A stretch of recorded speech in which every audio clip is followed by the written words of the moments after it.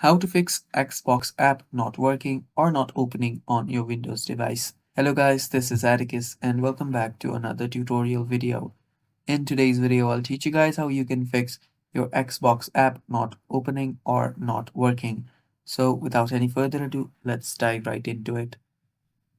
So the first step is you'll need to open up your settings on your device and search for installed apps.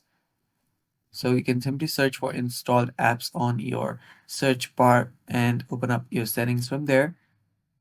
Or you can simply head over to your settings and head over to your apps. After you're here, head over to the search app section, search for Xbox, and there it is. So you will need to tap on the three dots here and tap on advanced options.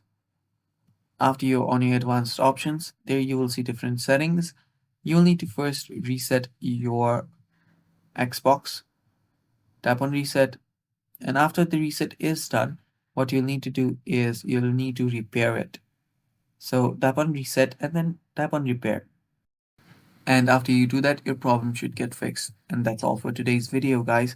Thanks for watching. Don't forget to hit the subscribe button and stay tuned for more upcoming tutorial videos. Thanks for watching. Bye bye.